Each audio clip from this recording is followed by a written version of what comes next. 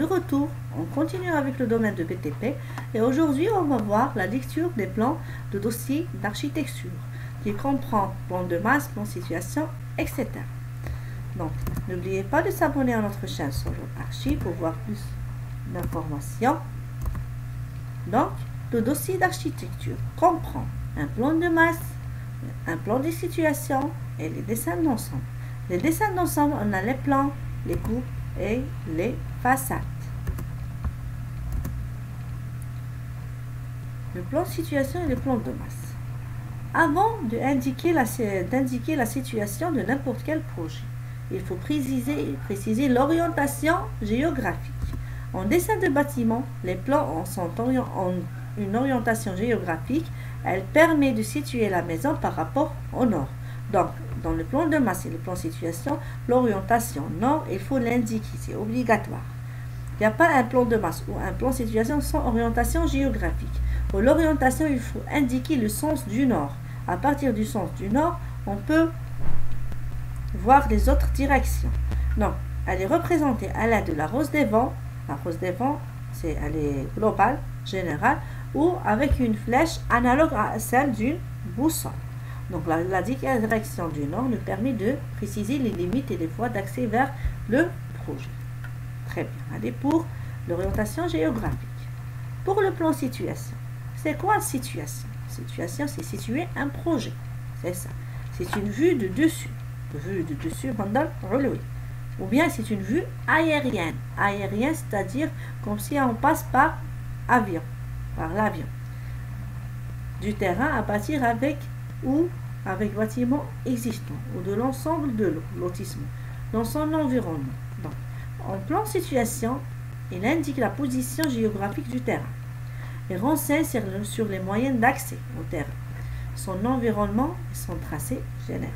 C'est-à-dire position géographique du terrain, au cas du projet, et les moyens d'accès, c'est-à-dire comment accéder vers ce terrain ou vers ce projet. On a des exemples. Par exemple, on a une carte géographique, le lotissement Ada. Comment aller vers ce lotissement avec les moyens d'accès. On a un autre lotissement. Donc, le projet est assuré, notre terrain, l'orientation nord. Donc, on peut aller vers le projet en prenant les différentes voies. On a un autre plan de situation. C'est plus de zoom, c'est-à-dire l'échelle, c'est plus petit. Donc, voici le projet. Le dernier, il est en rouge. Donc, il faut toujours préciser l'emplacement du projet avec un cercle assuré ou bien avec un carré ou bien un rectangle assuré indiqué avec une flèche, c'est-à-dire une flèche notre projet ou bien projet, etc. Pour les conventions utilisées, le terrain est repéré avec un cercle très fin. Un assurage, il faut assurer le cercle ou bien le carré. Il faut préciser l'appellation du lotissement. L'échelle utilisée entre 1 sur 1000 et 1 sur 25 000. Et le nord géographique est indiqué par une boussole ou la rose des vents. Donc, ce qui est obligatoire dans le plan de situation, il faut préciser la position du projet ou du lotissement. En général, on précise le lotissement parce que c'est pas un plan détaillé. L'objectif du plan de situation est de prendre les voies d'accès pour arriver au projet. Donc, le terrain est repéré par un cercle en très fin, un assurage. Il faut préciser l'appellation de lotissement. L'appellation, c'est les voies d'accès vers le lotissement. L'échelle utilisée entre 1 000 et 1 25 000. Le nord géographique est obligatoire. Pour le plan de masse, la différence entre le plan de masse et le plan de situation, le plan de masse il est plus détaillé. Le plan de situation, le projet n'est pas détaillé, juste un point. Mais le plan de masse, on voit les limites. Donc, appelé aussi le plan d'implantation pour implanter. Il précise la zone d'implantation de l'ensemble à bâtir sur le terrain isolé par l'eau. On a un exemple, un plan de masse. Voici le projet, il est en vert. On a le voie d'accès, rue de l'église par exemple. On a les réseaux, le parking, le projet à côté, etc. Les éléments représentés sur un plan de masse. Le plan de masse indique, on commence toujours l'orientation géographique. Il faut toujours préciser l'orientation nord. Parce que le plan de masse, on va voir les limites. Ce qu'il y a au nord, au sud, à l'est, à l'ouest, les limites du projet. Les limites. Le numéro du lot. Si c'est un lotissement, il faut préciser le numéro du lot. La superficie du terrain. La surface du terrain et le numéro de lot au-dessus, sur plan. Le nom du propriétaire et des riverains. C'est-à-dire, préciser le nom du propriétaire, par exemple, si c'est un lotissement, si c'est des habitations, si c'est un projet, on écrit école, hôpital, direction, etc. Et les riverains, c'est les mitoyens. Donc, les constructions existantes sur le terrain et les mitoyennetés. Il faut préciser les mitoyennetés. Les côtes nécessaires à l'implantation. Il faut préciser la longueur, la largeur, si c'est le terrain accidenté, les points d'implantation, etc. Ensuite, les limites côtés du terrain et l'emplacement des bornes cadastrales. Et sur le plan de masse, il faut préciser encore les réseaux.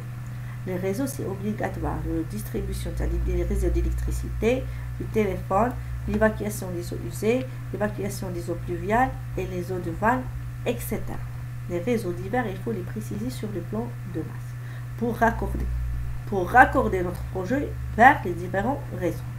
Pour les conventions utilisées, le contour de la construction est entré renforcé, l'échelle utilisée et les différentiels du plan situation entre N200 et N500, c'est-à-dire il est plus détaillé. Il faut bien voir le projet et la forme géométrique du projet.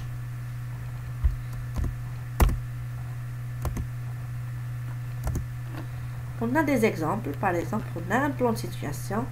Ici, c'est un projet, il est en marron. Donc, l'orientation nord, on a par exemple RDC. Ici, c'est R plus 1, R plus 1. Les niveaux, par exemple, plus 0,25, plus 0,2, etc. On a la cotation, par exemple, la longueur, 16,20. La largeur, on a 5,70 m, 9,30 m, 6,30 m, etc. Les dimensions, l'éloignement des trottoirs, par exemple, ici 4 mètres. De ce côté, on a 3 mètres, etc. Les mitoyennetés, par exemple, le côté sud, on a la voie nouvelle. Le côté ouest, la voie nouvelle, c'est la même chose. Ici, c'est une habitation, etc. On a les réseaux divers. On a l'accès. Sur le plan de masse, il faut préciser l'accès. Il faut préciser l'accès vers le projet. Avec un triangle assuré pour accéder au projet. L'échelle, par exemple, c'est 1 sur 200. Et les réseaux divers, les réseaux d'assainissement, d'AEP, etc. Donc, le plan de masse, la forme du projet, elle est bien déterminée. Les niveaux, l'orientation, la cotation, l'accès et les limites du projet. On a un autre plan de masse. Par exemple, un autre projet, on a la cotation, on a les voies d'accès, l'aménagement extérieur, l'accès vers le projet, le nord. Un autre plan de masse, c'est la même chose. Et le dernier exemple, on a un plan, c'est le 280 logements par exemple, c'est un plan de masse. La wilaya de Jijel, on a plusieurs bâtiments, on a les parkings, les espaces verts, donc le plan est aménagé avec les voies d'accès vers le projet et l'orientation. Donc, en résumé, un plan de masse, il faut que la forme géométrique du projet soit claire. Les limites, la mitoyenneté du projet, les voies d'accès, l'aménagement extérieur, les réseaux divers. Ainsi, il ne faut pas oublier l'accès vers le projet, indiqué avec un triangle assuré, et l'orientation nord. Merci pour votre attention. À bientôt.